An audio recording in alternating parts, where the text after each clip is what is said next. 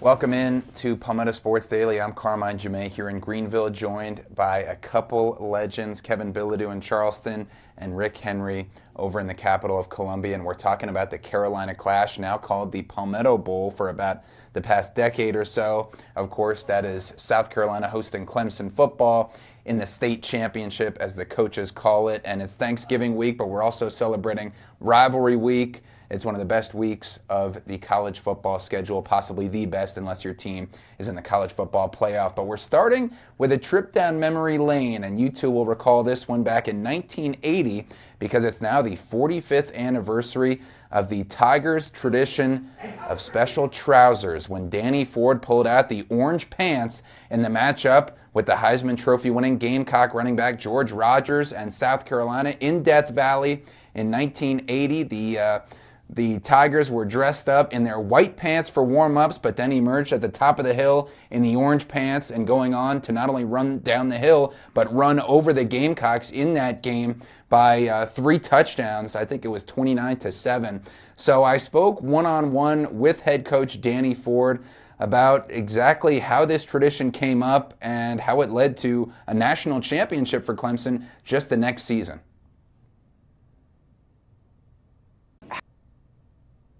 How did that come about, and what were you hoping to get out of the team to change into those orange pants? So we needed something for an extra motivation. I remember getting up on the table with a pair of sweats on and dropping my pants, and I had the orange pants on, and they all went kind of crazy. And so we came back dressed in our regular uniforms, warmed up, then they came back and put the orange pants on. We happened to have a hot day. Willie Underwood intercepted 2 passes. And I'll say to this day, if they would have ran George Rogers 50 times, the orange pants would have been history.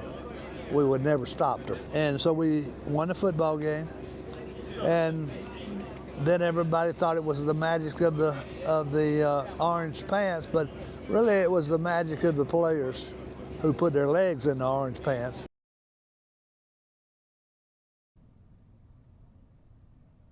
And Clemson going on to win that game. Slight correction, 27-6 over their rival in that matchup, and then going on to win the national title just the next season. So rolling over that momentum from the rivalry game. And you can watch that full interview with me and the coach, including him talking about Dabo Swinney and his own Tigers traditions and how he can finish this season strong. That's on our website, foxcarolina.com right now.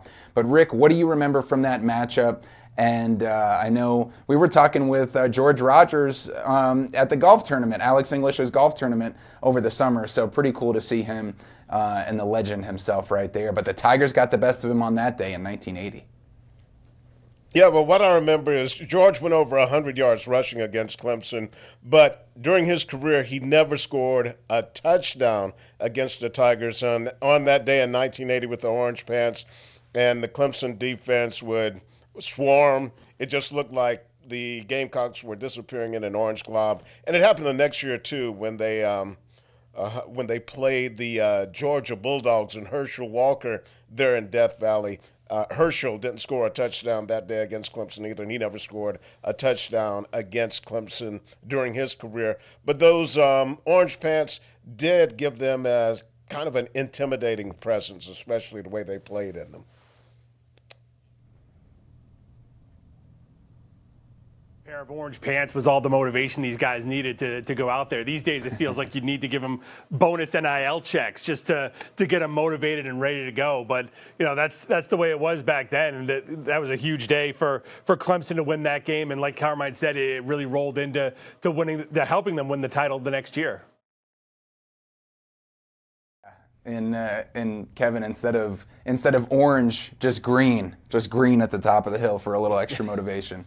But, you know, that was the first of 4 in a row that Clemson won over South Carolina in that span starting in 1980. But a different streak is one we want to talk about now with Dabo Swinney, the year after he basically secured the full-time job in 2008, beating the Gamecocks in the rivalry game, but then losing 5 in a row in the rivalry. Including a bunch of those to Steve Spurrier, and none of them even within 1 touchdown. So it wasn't even a close matchup.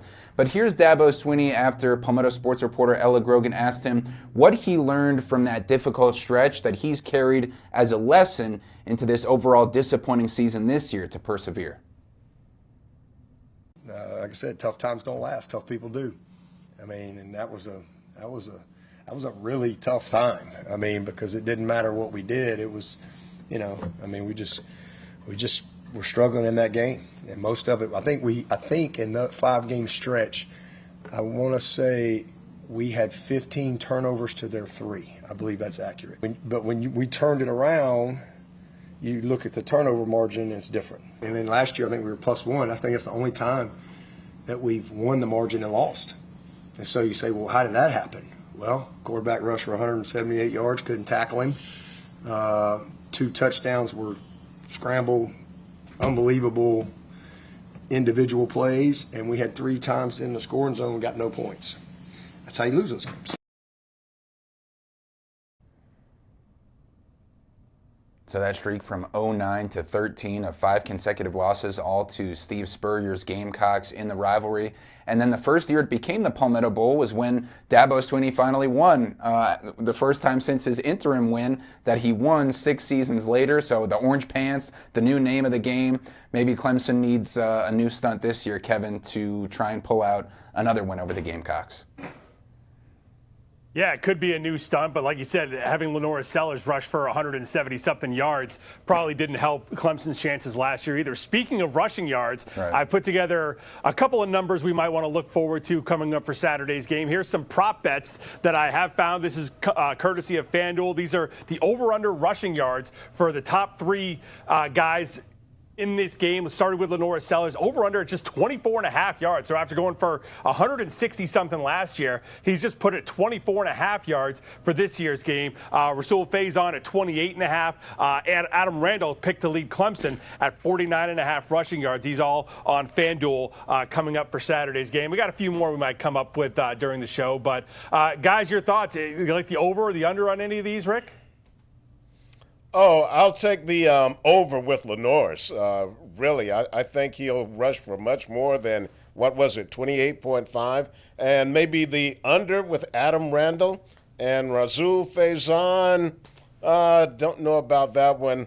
I'll say maybe under 2 because Oscar Attaway and Jawan Howell, they're getting plenty of touches here lately.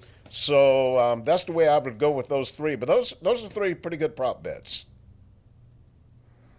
Yeah, I'm a little confused at how they came up with those numbers. I know Lenora Sellers' rushing yards as a quarterback are down this year compared to last year, but I mean, that's 140 fewer rushing yards than he rushed for in this rivalry last year. So I don't know about that. I'd definitely take the over on that one. And then Adam Randall, Rick, I think you can make a good point also because the Gamecocks are going to, of course, try to stop the run. But Gideon Davidson, the true freshman for Clemson at running back, has taken a lot of carries in a little backfield by committee. So I don't know. That Lenoris one, though, Rick, kind of shocks me.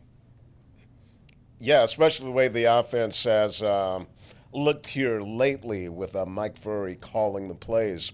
Also, we just talked about the streaks. South Carolina not winning at home against Clemson since 2013. Steve Spurrier winning 5 in a row against Clemson. Then the Tigers reeling off 7. Okay, but 5 is a key number in this rivalry because now the Tigers have won the last 5 games at Williams-Brice Stadium, and most recently, the last 5 games, the away team has won. Look at Shane Beamer. He's lost 2, and he's won 2, both 2 at Death Valley. Now, here's Shane talking about that unusual losing streak, losing at home to your rival. 2021 was one I would like to forget. That wasn't much fun. But those other 3 games, 22, 23, 24, were very much could go either way. And, 23 was a dogfight. We did not do much offensively, to say the least. We held them to field goals in the red zone, but didn't play great. And then we've played well in all 3 phases when we've gone up there. So it is random. It's very rarely, it is rare.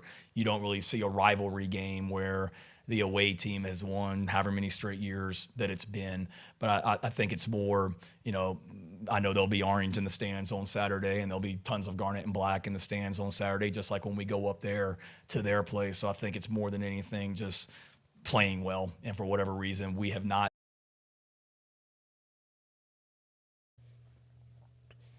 Each year, the visiting team, they will have a nice contingent of fans. And what I've noticed over the years, when things are going bad for the home team, they'll get quiet, and then the visiting fans, they will get even louder. So I think a key on Saturday will be which team can get out front first and stay there, if that's possible.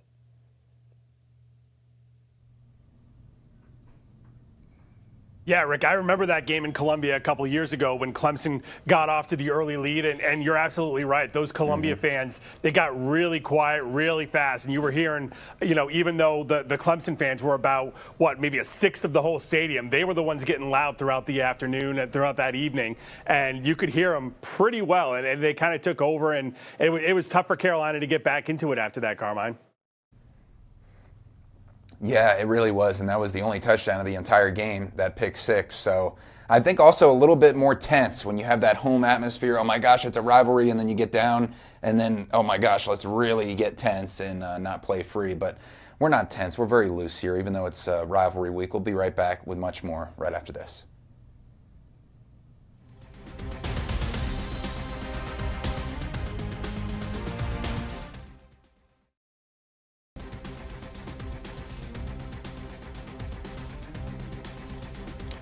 And welcome back to Palmetto Sports Daily. In our opening segment, we talked about Carolina Clemson, their big rivalry game on Saturday. The Coastal Carolina Chanticleers, they also have a big matchup coming up. They're coming off a game against the Gamecocks here at Williams-Brice Stadium where they lost 51-7.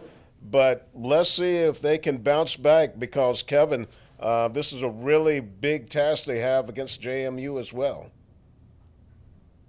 Yeah, it's a difficult game, and it's hard to think, Rick, but it was, 3 weeks ago, the Coastal and the fans, they were flying pretty high. They were playing really well. They had won a bunch of games in a row. They were still in contention to win that Sun Belt Championship, or at least the division title, and go play for the Sun Belt Championship. And then the loss at Georgia Southern and then getting smoked last week by South Carolina really has brought them back down to where they were at the beginning of the season, and just all kinds of problems. I see a lot of fans on social media calling for Tim Beck's job and wanting a new head coach in. So it's just been a complete turnaround the last few weeks for Coastal. A big reason is because of their quarterback, that's Samari Collier, who's been out the last couple of games because of an injury he suffered in that Georgia Southern game. Head coach Tim Beck saying yesterday that Collier will not be playing in this game against JMU. So that's just one more thing going against Coastal as they get ready for their regular season finale at home against a team that a lot of people think should be in the college football playoff this year. So this is going to be a huge test for Coastal. Beck saying yesterday his team needs to get back to doing what they do. We got to get back to playing our football. Like right now, defensively, we're not playing the way we played. We don't have the juice. We're not getting excited about playing. And we had that conversation about that. Playing fast. I think our guys are playing to not make mistakes. They're playing waiting for something bad to happen. And that's not what we were doing. And so we addressed it with the team. We talked to them about playing hard, continue to play hard, but have fun and just lay it out there. And whatever happens, happens, but you got to feel good about you're giving your best effort and that everybody is. And as far as who we play, it's really irrelevant. Like it is. Would we like to beat them? Yeah. Just why? Because they're next. I mean, it doesn't really matter if they're a playoff team. They're considered the best team in the league. They're considered the team that's going to represent the East. And, and right now it's the next game for us. So on both sides of the ball and our special teams are welcoming the challenge. They're a really good football team. So Coastal really has an opportunity to kind of turn things around again on this season. Imagine they beat James Madison. They have momentum going into a bowl game. They do well in a bowl. Then suddenly they're a hot team going into the offseason, and Tim Beck kind of turns things around again, Carmine. Yeah, a win over this team would be incredible with your backup quarterback. And just so crazy how much the season can turn around from a beginning, a slow start, and now you're bowl eligible and trying to, compete for a conference title, Rick. But hey, good for him. Hopefully, and I love the honesty too about getting that juice back, getting that excitement, because they'll definitely need it against this JMU team. Well, Coach Beck, he talks about not playing with confidence, not playing fast. And I attribute that to not having that guy who helped you win 4 or 5 games in a row, Samari Collier, and it had an effect on the whole team. So if they can get it together, especially mentally, and like you said, Kevin, get a win over JMU, give them some momentum going into their bowl game and possibly 2026 as well. You know, the biggest thing I keep coming back to with this Coastal team, and I think we've mentioned it on this show before, but why wasn't Collier playing earlier in the season? I mean, they were going back and forth between 2 or 3 different quarterbacks before they even got to Collier at about the 1/3 way point of the season. I want to know from Tim Beck what he saw in these other guys that he didn't want to put Collier in at that point. It had to be what he was seeing at practice, right? Because coaches tell us all the time when maybe we question them about who's playing and who's not, well, you're not at practice. Well, we're not at practice. We don't know. And you're right, Kevin. We would like to know what made the difference and why did you finally decide to put him in there. Okay, that's going to do it for this segment of PSD, Palmetto Sports Daily. Another timeout, and we'll be right back.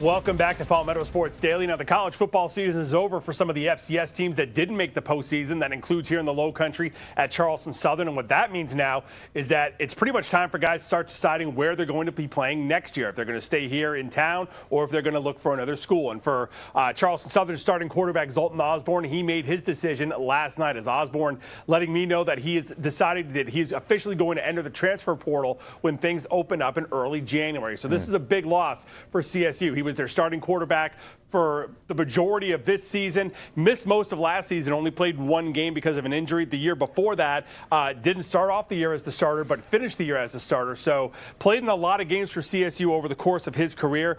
He's finishing with throwing just over 3,000 yards over the course of his Charleston Southern career, along with 16 touchdowns and 12 interceptions. And the thing with Osborne is he really seemed to find his stride late in this season. Over the last 5 games that saw the Bucs go 4-1, he had 9 touchdowns along with just 1 interception. So really playing the best ball of his collegiate career. A highly recruited kid out of Fort Dorchester here in the Low Country.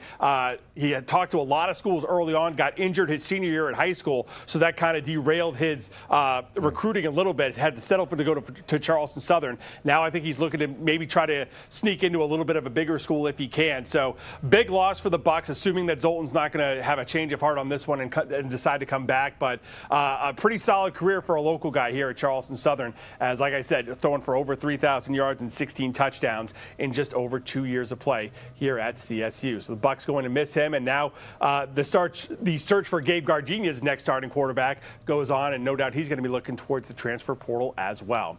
We've got more coming up here on Palmetto Sports Daily, coming up right after this.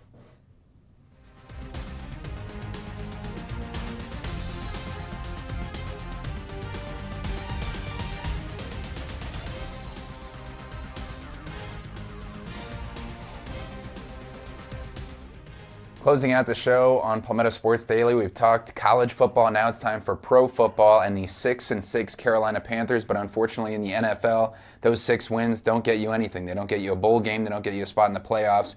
And the Panthers are still one of the least predictable teams in the entire league, because on Monday Night Football, huge stage, finally not playing Sunday on Fox at 1 p.m., and they pretty much laid an egg, guys. Christian McCaffrey, the former Panthers running back, ran all over the Panthers.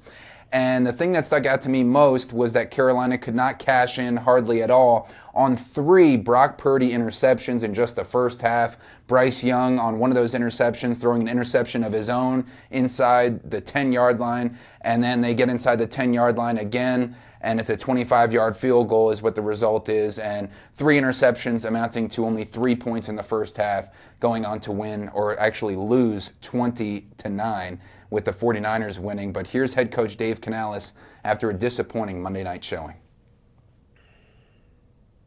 Just a game of missed opportunities. Our defense was putting us in some great situations, with the interceptions and not coming away with points.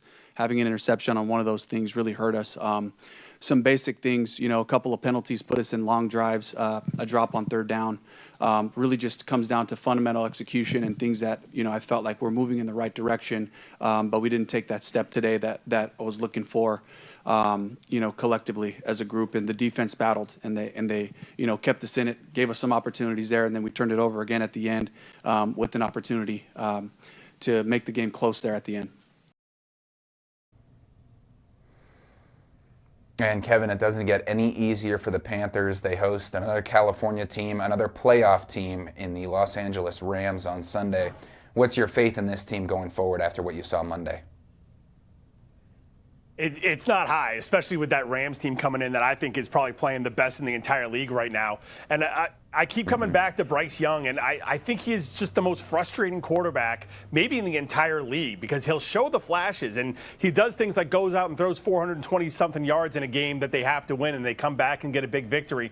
And then he plays a stinker like he did on Monday night against San Francisco. And you just keep bouncing back and forth, and I don't know if this is a guy, Rick, that you can put your future into yet. And in the third season, I feel like we should know that by now, at least have some kind of glimpse. Mm-hmm. Yeah, Carmine called the Panthers unpredictable. I think they're very predictable. They're going to be inconsistent. They have that game against the Falcons where Bryce Young passed for well over 400 yards. And then when they're presented with some opportunities on Monday night in front of the whole country, he can't get it done again. Turning the ball over, just very inconsistent. So I have no faith that the Panthers will be able to get it together and get over the hump and make the playoffs, as long as you have that very inconsistent play from their quarterback. All right, that's going to do it for this edition of Palmetto Sports Daily. We will be back tomorrow, Friday, and then we'll have more Carolina Clemson talk. Have a great evening.